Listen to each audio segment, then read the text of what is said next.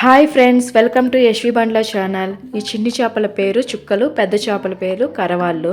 నేనైతే ఇదే first time చూడటము, ఎప్పుడు తినలేదు కూడా.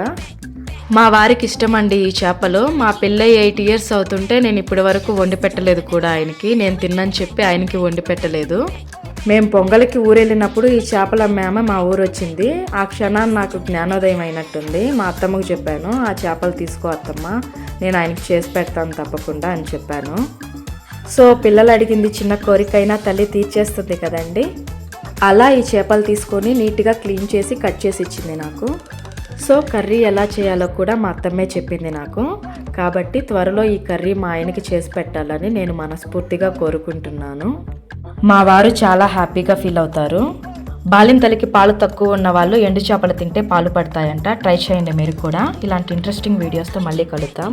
వీడియో నచ్చితే లైక్ చేసి సబ్స్క్రైబ్ చేసుకోండి. By bye friends.